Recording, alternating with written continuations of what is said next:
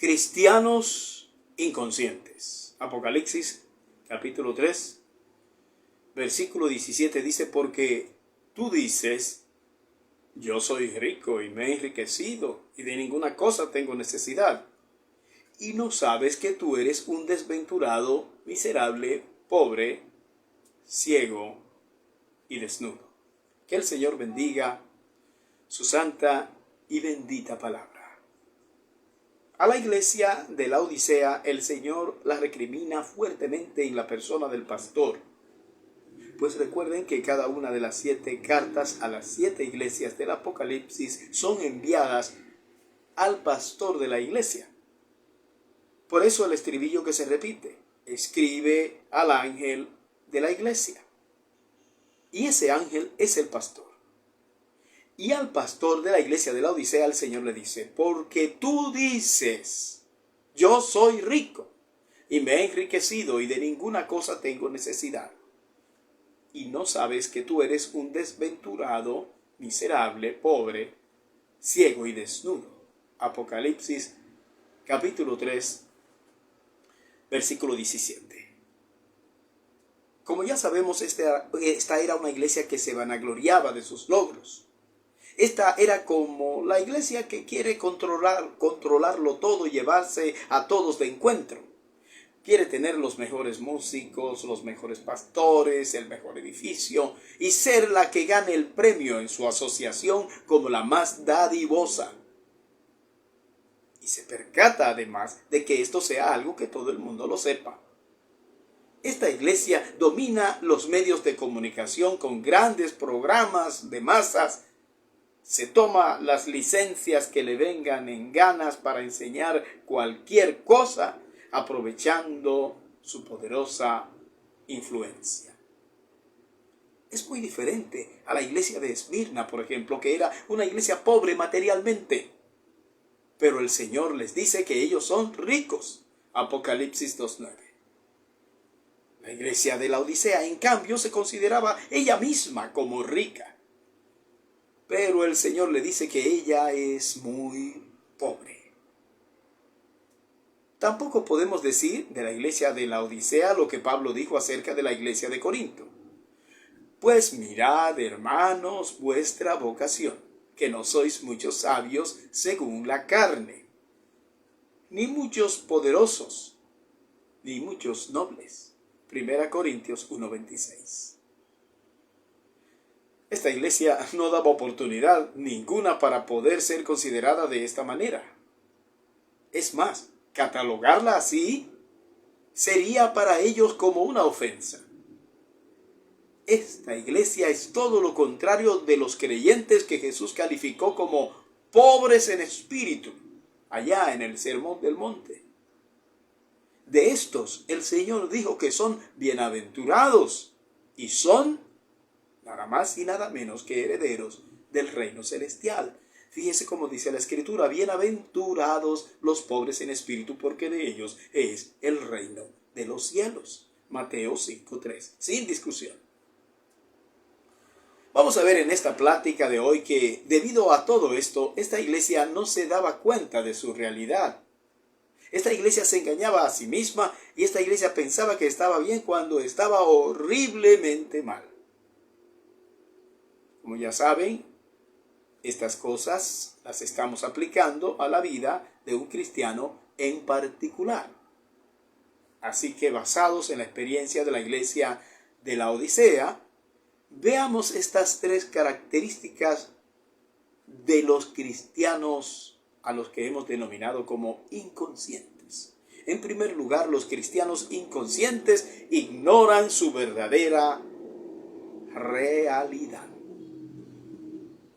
Siguiendo el orden de nuestra serie, ¿qué clase de cristiano eres a la luz del mensaje a las 7 iglesias de Apocalipsis? Hoy vamos a estar hablando, como ya hemos dicho, acerca del tema cristianos inconscientes, basados en Apocalipsis 3:17. El diccionario define a la persona inconsciente como el que no tiene conocimiento de algo concreto o de sus propios actos y sus consecuencias. Entonces, un cristiano inconsciente es uno que no se da cuenta de su realidad. Es uno que se engaña a sí mismo y es uno que piensa que está bien cuando está mal. Note lo primero que el Señor resalta de esta iglesia. Porque tú dices. Y esto implica la opinión que la iglesia de la Odisea tenía de ella misma. Es fácil evaluarnos a nosotros mismos. En nuestra propia opinión podemos ser los mejores. ¿Pero será eso verdad? La Biblia nos advierte acerca de esto cuando nos dice: fíate de Jehová de todo tu corazón y no te apoyes en tu propia prudencia. Reconócelo en todos tus caminos y Él enderezará tus veredas. No seas sabio en tu propia opinión.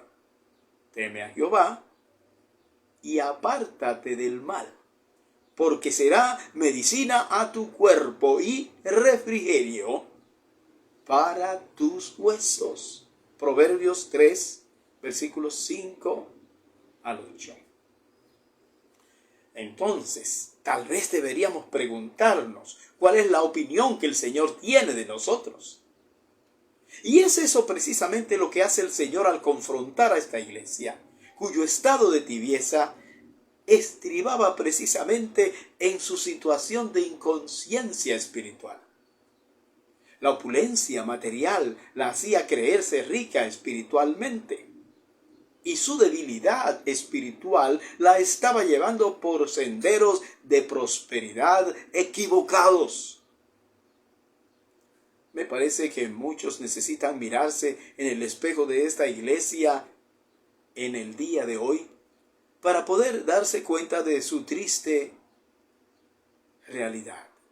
En segundo lugar, los cristianos inconscientes se engañan a sí mismos. Según lo que vemos en Apocalipsis 3:17, la condición de la iglesia de la Odisea es muy triste en el sentido espiritual. Esta iglesia se miraba a sí misma como que era rica porque estaba centrada en las cosas externas, en el adorno, pero nada de preocuparse por las cosas de verdadero valor eterno. Ellos pensaban que la riqueza material que ostentaban era un reflejo de su riqueza espiritual, pero nada estaba más lejos de la realidad. Su arrogancia los delata. Yo soy rico y me he enriquecido y de ninguna cosa tengo necesidad.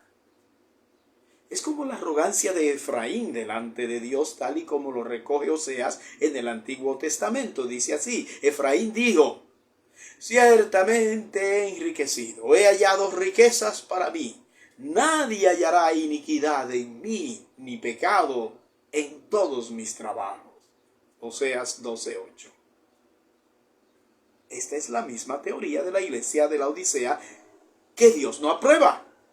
Pues de ninguna manera puede Dios estar de acuerdo en que la evidencia de una vida espiritualmente sana sea la prosperidad material. No significa esto que Dios esté en contra de la prosperidad material, no, de ninguna manera, sino que la salud espiritual es independiente de la condición de riqueza o pobreza material. En el mundo en el que vivimos, la gente se preocupa más por lo cosmético, lo que hace aparentar, cosa esta que es nada frente a los valores espirituales. El estilo de vida de la iglesia de la Odisea era contrario a los propósitos del Señor, que nos dice en su palabra que debemos procurar primero el reino de Dios, y todo lo demás nos será dado como añadidura. Mateo 6:33. El Señor nos insta a poner la mira en las cosas de arriba y no en las cosas de la tierra. Colosenses 3:2. Y la razón para este énfasis, dice la Biblia, es porque las cosas que se ven son pasajeras, pero las cosas que no se ven son eternas. 2 Corintios 4:18. Es algo con lo que tenemos que luchar cada día porque vivimos rodeados de cosas materiales. Y esto nos puede hacer vulnerables.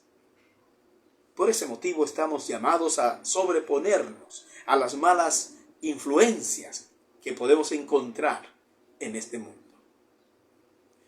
La mayoría de los comentaristas coinciden en que esta iglesia de la Odisea representa la condición de las iglesias que se consideran a sí mismas ricas materialmente o que han alcanzado un alto grado de madurez en cuanto a su autosuficiencia. Cosa esta que las ha empujado a perder la visión espiritual. Están muy ocupados en la búsqueda del reconocimiento de los hombres.